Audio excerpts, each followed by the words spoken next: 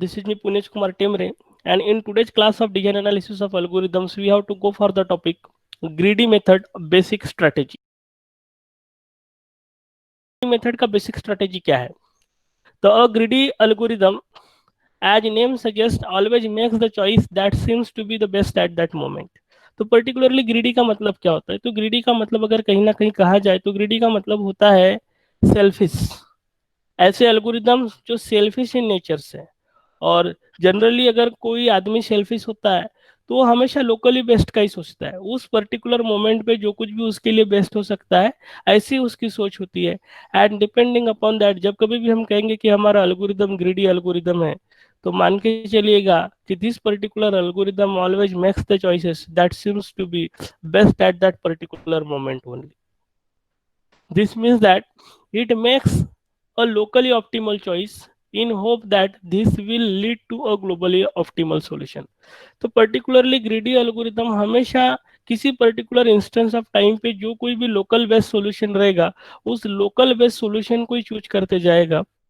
और इस local best को चूज करते करते ये हो सकता है कि हमें ग्लोबल ऑप्टिमल सॉल्यूशन मिल जाए. तो this is what the basic strategy for greedy algorithm.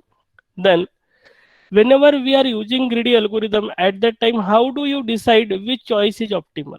क्योंकि पर्टिकुलरली जब कभी भी हम ग्रीडी एल्गोरिदम अगर अप्लाई कर रहे हैं और मान के चलो कि उस प्रॉब्लम को सॉल्व करते वक्त किसी पर्टिकुलर इटरेशन में अगर हमें, तो उस पर्टिकुलर इटरेशन में प्रॉब्लम को सॉल्व करने के लिए काफी सारे चॉइसेस हमारे पास रहेंगे.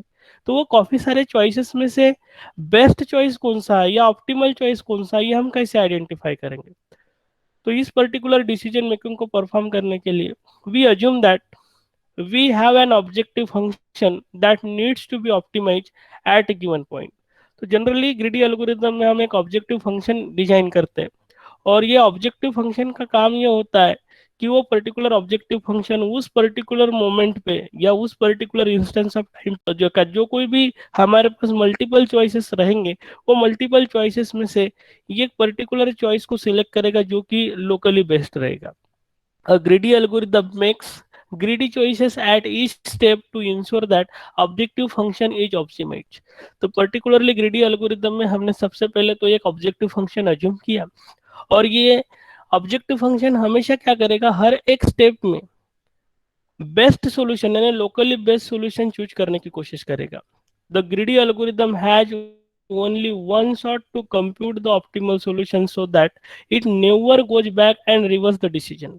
So this is what once again the particular property of a greedy algorithm. जब कभी भी हम ग्रीडी एल्गोरिदम अप्लाई करते हैं तो ग्रीडी एल्गोरिदम में ऑब्जेक्टिव फंक्शन जब अप्लाई कर रहे हैं लोकल बेस्ड सॉल्यूशन सर्च करने के लिए, तो लोकल बेस्ड सर्चिंग का काम हम with in one shot he perform करते हैं. अगर हम ग्रीडी एल्गोरिदम और डायनामिक प्रोग्रामिंग को अगर कंपेयर करेंगे, तो डायनामिक प्रोग्रामिंग जब हम अप्लाई करेंगे तो डायनामिक प्रोग्रामिंग सॉल्यूशन को जनरेट कराने के लिए हमारे पास वन शॉट में सॉल्यूशन जनरेट करना ऐसा कोई कंस्टेंट नहीं होता है, जबकि ग्रीडी में ऐसा नहीं है. ग्रीडी में आपको वन शॉट में ही सॉल्यूशन जनरेट करना है, और ये सॉल्यूशन अगर आपने एक बार जनरेट कर दिया तो उसमें बैक जाके रिवर्स डिसीजन परफॉर्म करने का कोई मैकेनिज्म नहीं होता है. तो as far as greedy method is concern, only one shot में ही हमको सॉल्यूशन जनरेट करना होता है. एंड इस पर्टिकुलर मैकेनिज्म के वजह से ग्रीडी एल्गोरिदम फास्ट भी होता है. Now we have to go for the advantages of greedy method. The first advantage is that it is quite easy to come up with a greedy algorithm for a problem. किसी particular problem के लिए greedy algorithm design करना काफी easy होता है, and that's why to designing a greedy algorithm, this is what a simpler task. Second, analyzing the runtime for greedy algorithm will generally be much easier than the other techniques like divide and conquer algorithm. अगर हम greedy algorithm और divide and conquer को अगर compare करेंगे, तो greedy algorithm के लिए complexity compute करना काफी आसान रहेगा, जबकि डिवाइड एंड कॉन्कर एल्गोरिदम के लिए अगर हम कॉम्प्लेक्सिटी कंप्यूट करने जाते हैं तो रन टाइम कॉम्प्लेक्सिटी कंप्यूट करना काफी डिफिकल्ट टास्क होता है. और पर्टिकुलरली ऐसा इसलिए होता है क्योंकि हमें क्लियर नहीं होता है कि डिवाइड एंड कॉन्कर एल्गोरिदम से जो कोई भी एल्गोरिदम हमने डिजाइन किया या फास्ट है या स्लो है. और इसका बेसिक रीजन ये है क्योंकि at each level of recursion the size of get smaller and the number of sub problems increases. तो पर्टिकुलरली होता क्या है कि जब हम divide and conquer strategy apply करते रहते हैं तो डिवाइड एंड कॉन्कर स्ट्रेटेजी में जैसे जैसे हम लेवल वाइज आगे जाएंगे, हमारे सब प्रॉब्लम का साइज तो रिड्यूस हो रहा है लेकिन नंबर ऑफ सब प्रॉब्लम्स भी बढ़ते जाते हैं। तो एक तरफ सब प्रॉब्लम को सॉल्व करने के लिए हमारा टाइम रिड्यूस होता है, बट ये सारे सब प्रॉब्लम्स को कंबाइन करने के लिए टाइम बढ़ते जाता है। एंड दैट्स वाई जब कभी भी रन टाइम सिनेरियो में actual run time complexity divide and conquer algorithms के लिए हमें कंप्यूट करना होता है तो इट इज क्वाइट डिफिकल्ट। और इस तरह की कोई डिफिकल्टी हमें ग्रीडी एल्गोरिथम्स में नहीं होती है। Now we have to go for the disadvantages of greedy method.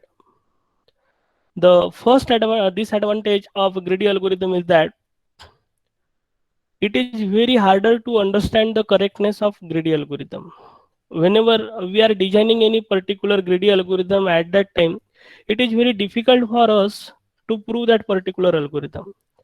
Generally greedy algorithm जब हम डिजाइन करते हैं तो ग्रीडी एल्गोरिदम डिजाइन करने के बाद उसके करेक्टनेस को प्रूव करने की बात जब आती है तो ये करेक्टनेस प्रूव करना काफी डिफिकल्ट हो जाता है as far as greedy algorithm is concern.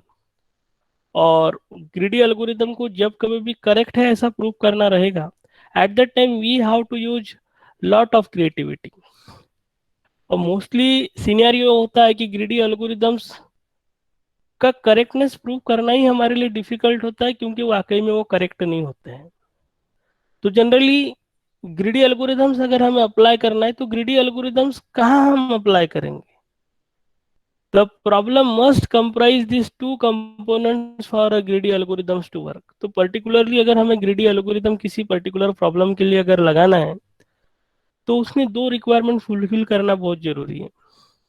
पहला requirement है it has optimal substructure। अब इसका मतलब क्या है?